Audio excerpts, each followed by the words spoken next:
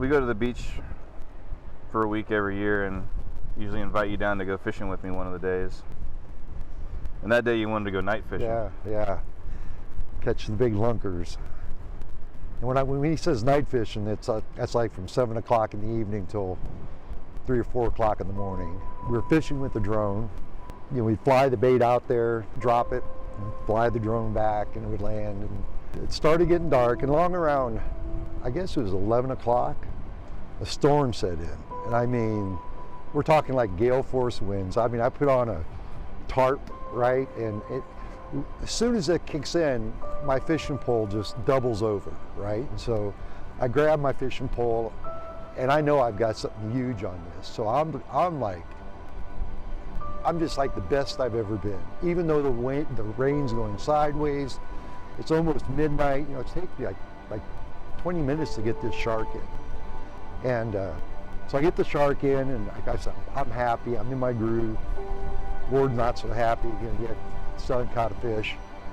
And we bait everything up, and we fly the bait back out. And on the last trip I flew my bait out, it was either water or something got in the controller, but the drone went out there a long way, at least 100 yards. I mean, it was a couple hundred yards. Couple hundred yards. And it dropped the bait, and then the drone set down in the water. And keep in mind, I was fully clothed, right? I had steel toe boots on, I had camis on, shirt, full gear. And I panicked, and I picked up, I had a shop light, a Cobalt shop light, which is the kind you have in your garage, right? It's just got a battery on it. And I turned it on, and I just immediately went out to the water, and I started swimming. And I swam, and it didn't seem like the lights were getting any closer, right? And it was a little ways out there, quite a ways out there, and I realized I'm not going to get to the drone. I mean, there's no way I'm going to get this thing. And I figured I've hit the point, the halfway point. I got to swim back. Well, fog started settling in. I was right after the rain, and I still got this flashlight in my hand, and the flashlight's still on and bright. And so I start swimming back. And we had just finished the ebb tide. What that means is the tide now is starting to come in. And so the water was flowing down through the channel. And so when I'm swimming back, now I'm fighting this current. It got to the point where I was becoming fatigued. My breaths were getting shorter. I was aspirating a bit of water. And so I had to go, tread water. So I went on my back, right? And said, okay, I'll just kind of backstroke it in. It was several more minutes, and I just wasn't making any ground. It was like a wet log with little flippers. And keep in mind, I still got this flashlight in my hand. I'm trying to swim. I got a flashlight in one hand and my dad's ball cap in the other, right? And I'm trying to tread water, swim backwards. I can't see where I'm going, and I can hear people yelling. Can't really make out what they're saying. I remember thinking to myself, nobody's going to get here in time. I waited too late to even yell for help. And I was already starting to go down underwater, and there's nothing I can do about it. I'm going to die. And as soon as I went underwater, I maybe got 6 inches under, I felt somebody's hand reach on the back of my neck, and it lifted me up so slow. And the words, he was so calm when he said, "I've got you, you're going to be okay." And he gave me something to grab onto, which was all I could do. I was so weak, I could barely grab onto it. It was a fishing tackle bag or something. Yeah, it was a backpack, just a normal backpack that he dumped everything out onto the sand and kind of like tried to fill it with air and zip it closed. And I grabbed onto it, but I'll never forget, I looked at him, just so calm, right? And he lifted me out of the water, and he swam me back. I couldn't walk. When we got close enough to the shore, you came out. I was neck deep. Yeah, and as soon as you got close enough, I helped carry you in. I had no idea who the guy was. I mean, I know I thanked him, but as quick as he came, he left. But he was fishing too.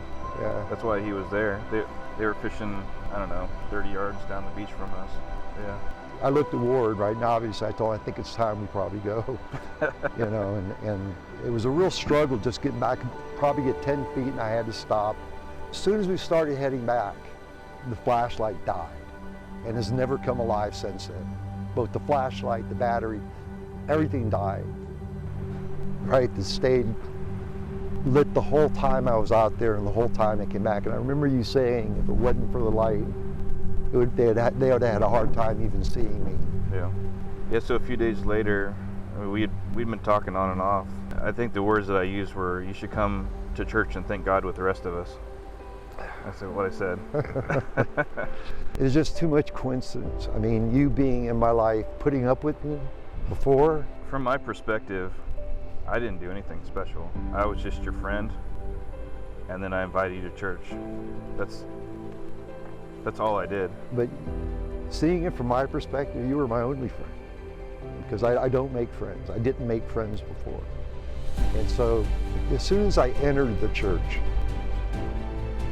I did feel different. I felt really vulnerable in a way. The sermon was like, it hit me. I can't remember what the sermon was, but something about it hit me.